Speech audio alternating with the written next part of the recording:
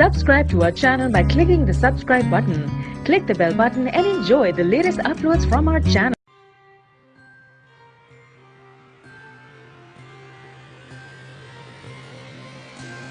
बिस्मिल्लाहिर्रहमानिर्रहीम। अस्सलामु अलैकुम अहबाब। इस हज़रत इमाम हुसैन मैदान जंग में उतरते हैं।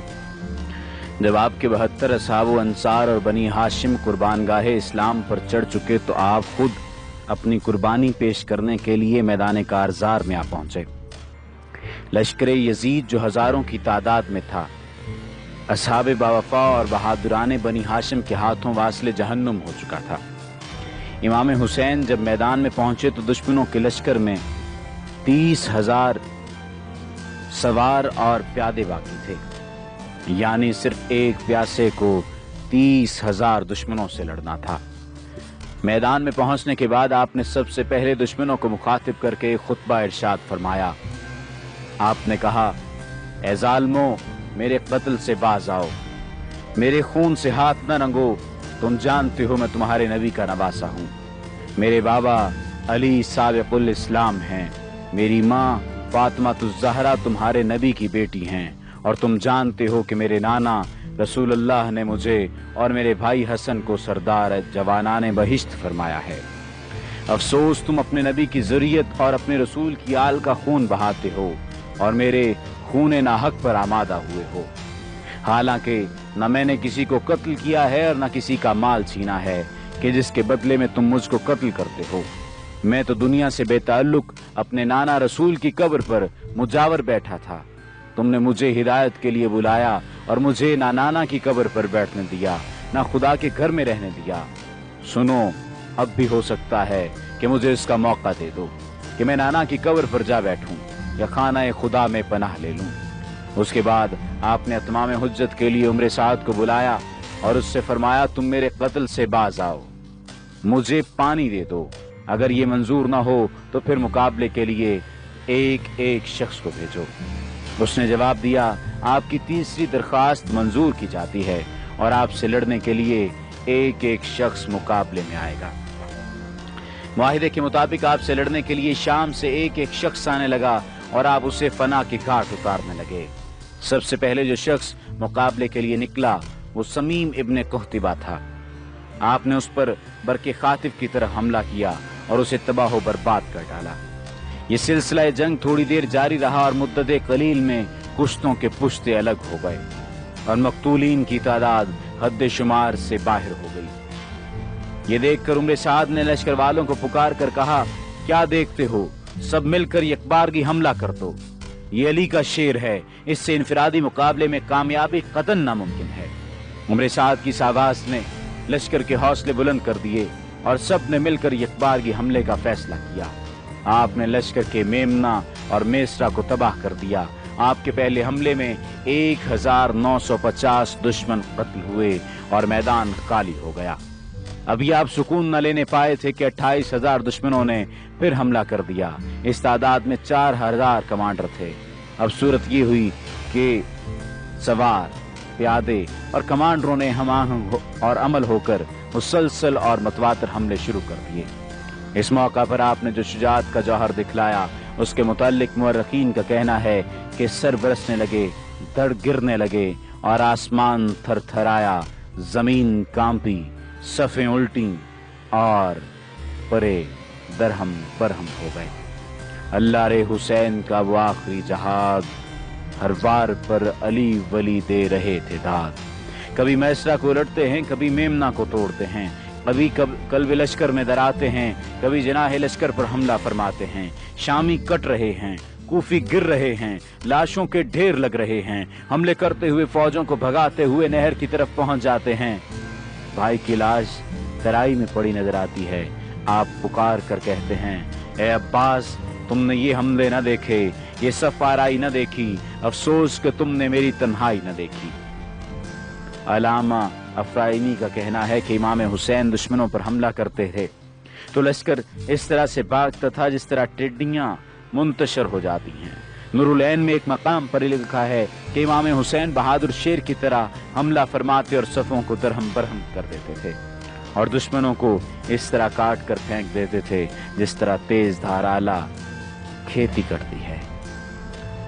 علامہ اربلی لکھتے ہیں کہ حضرت حملہ گرانے افکندر کے حملہ کی کوئی تاب نہ لا سکتا تھا۔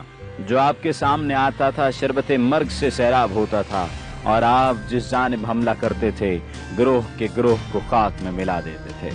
مورخ ابن اسیر کا بیان ہے کہ جب امام حسین کو یوم عاشورہ داہنے اور بائیں دونوں جانب سے گھیر لیا گیا تھا تو آپ نے دائیں جانب حملہ کر کے سب کو بھگا دیا، پھر پلٹ کر بائیں جانب حملہ کرتے ہوئے تو سب کو مار کر ہٹا دیا۔ خدا کی قسم حسین سے بڑھ کر کسی شخص کو ایسا قوی دل، ثابت قدم، بہادر نہیں دیکھا گیا، جو شکستہ دل ہو، صدمہ اٹھائے ہوئے، بیٹوں، عزیزوں اور دوست احباب کے داغ دکھائے ہوئے ہو، اور پھر حسین کسی ثابت قدمی اور بے جگری سے جنگ کر سکے۔ بخدا دشمنوں کی فوج کے سوار اور پیادے حسین کے سامنے اس طرح بھاگتے تھے جس طرح بھیڑ بکریوں کے گلے شیر کے حملے سے بھاگتے ہیں۔ حسین جنگ کر رہے تھے کہ جب جناب زینب خیمہ سے نکل آئیں اور فرمایا، کاش آسمان زمین پر گر پڑتا، اے عمر سعد تو دیکھ رہا ہے اور عبداللہ قتل کیے جا رہے ہیں۔ یہ سن کر عمر سعد رو پڑا، آنسو داڑھی پر بہنے لگے اور اس نے منہ پھیر لیا۔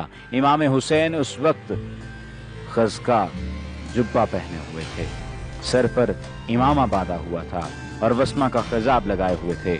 حسین نے گھوڑے سے گر کر بھی اس طرح جنگ فرمائی جس طرح جنگ اور جنگجو بہادر سوار جنگ کرتے ہیں، تیروں کا مقابلہ کرتے ہوئے، حملوں کو روکتے ہوئے اور سواروں کے پیروں پر حملے کرتے تھے اور کہتے تھے، اے ظالموں میرے قتل پر تم نے ایکا کر لیا ہے، قسم خدا کی تم میرے قتل سے ایسا گناہ کر رہے ہو جس کے بعد کسی کے قتل سے بھی اتنے گناہگار نہ ہوگے، تم مجھے ذلیل کر رہے ہو اور خدا مجھے عزت دے رہا ہے، اور سنو وہ دن دور نہیں کہ میرا خدا تم سے اچانک میرا بدلہ لے لے گا، تمہیں تباہ کر دے گا، تمہارا خون بہائے گا، تمہیں سخت عذاب میں مبتلا کرے گا۔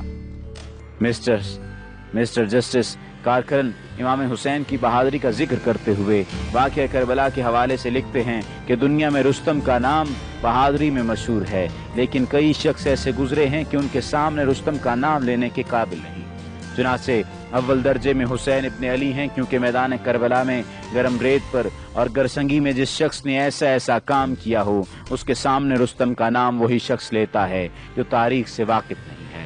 کسی کے قلم کو قدرت ہے کہ امام حسین کا حال لکھے، کس کی زبان میں طاقت ہے کہ ان 72 بزرگواروں کی ثبات قدمی اور شجاعت اور ہزاروں خونخوار سواروں کے جواب دینے اور ایک ایک کے ہلاک ہو جانے کے پاپ میں ایسی مدح کرے جیسی ہونی چاہیے۔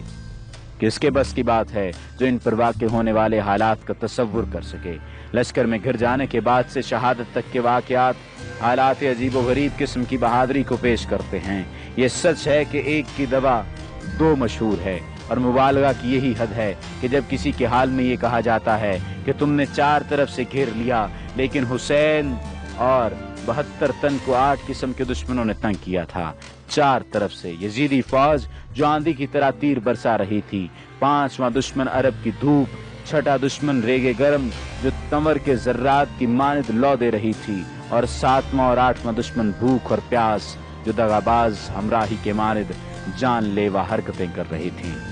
بس جنہوں نے ایسے مارکے میں ہزاروں کافروں کا مقابلہ کیا ان پر بہادری کا خاتمہ ہو چکا۔ ایسے لوگوں سے بہادری میں کوئی فوقیت نہیں رکھتا۔ امام حسین پر وار ہوتے رہے تھے، آپ پر مسلسل وار ہوتے رہے تھے کہ ناگاہ ایک پتھر پیشانی اقدس پر لگا۔ اس کے فوراً بعد جوفی معلون نے جبین مبارک پر تیر مارا، آپ نے اسے نکال کر پھینک دیا اور پوچھنے کے لیے اپنا دامن اٹھانا ہی چاہتے تھے کہ سینہ اقدس پر ایک تیر سا شعبہ پوست ہو گیا جو زہر میں بجھا ہوا تھا۔ اس کے بعد صالح ابن وہب لعین نے آپ کے پہلو پر اپنی پوری طاقت سے ایک نیزہ مارا جس کی تاپ نہ لا کر زمین گرم پر داہنے رخسار کے بل گرے۔ زمین پر گرنے کے بعد آپ نے پھر کھڑے ہوئے اور ورابل شریک لعین نے آپ کے داہنے شانے پر تلوار لگائی اور دوسرے ملعون نے داہنے طرف وار کیا۔ آپ پھر زمین پر گر پڑے۔ اتنے میں سنان بن انس نے حضرت کے ترکوہ ہنسلی پر نیزہ مارا اور اس کو کھینچ کر دوسری دفعہ سینہ اقدس پر لگایا۔ پھر اسی نے ایک تیر حضرت کے گلوے مبارک پر مارا۔ ان پہ ہم ضربات سے حضرت کمال بے چینی میں اٹھ بیٹھے اور آپ نے تیر کو اپنے ہاتھوں سے کھینچا اور خون ریش مبارک پر ملا۔ اس کے بعد مالک بن نصر کندی لعین نے سر پر تلوار لگائی اور درہ ابن شریک نے شانہ پر تلوار کا وار کیا۔ حسین بن نمیر نے داہنے اقدس پر تیر مارا۔ ابو ایوب غنوی نے حلق پر حملہ کیا۔ نصر بن حرشہ نے جسم پر تیر لگائے۔ صالح ابن وہاب نے سینہ مبارک پر نیزہ مارا۔ یہ دیکھ کر عمر سعد نے آواز دی، اب دیر کیا ہے، ان کا سر کاٹ لو۔ سر کاٹنے کے لیے شیز ابن ربی بڑھا۔ امام حسین نے اس کے چہرے پر نظر کی۔ اس نے حسین کی آنکھوں میں رسول اللہ کی تصویر دیکھی اور کانپ اٹھا۔ پھر سنان ابن انس آگے بڑھا، اس کے جسم میں ریشہ پڑ گیا، وہ بھی سر مبارک نہ کاٹ سکا۔ یہ دیکھ کر شمر ملعون نے کہا، یہ کام صرف مجھ سے ہو سکتا ہے، اور وہ خنجر لیے ہوئے امام حسین کے قریب آ کر سینہ مبارک پر سوار ہو گیا۔ آپ نے پوچھا، تو کون ہے؟ اس نے کہا، میں شمر ہوں۔ فرمایا، تو مجھے نہیں پہچانتا؟ اس نے کہا، اچھی طرح جانتا ہوں، تم علی و فاطمہ کے بیٹے اور محمد کے نواسے ہو۔ آپ نے فرمایا، پھر مجھے کیوں ذبح کرتا ہے؟ اس نے جواب دیا، اس لیے کہ مجھے یزید کی طرف سے مال و دولت ملے گا۔ اس کے بعد آپ نے اپنے دوستوں کو یاد فرمایا اور سلام آخری کے جملے ادا کیے۔ جب آپ اس کی شکل قلبی کی وجہ سے مایوس ہو گئے تو فرمانے لگے، اے شمر، مجھے اجازت دے دے کہ میں اپنے خالق Subscribe to our channel by clicking the subscribe button. Click the bell button and enjoy the latest uploads from our channel.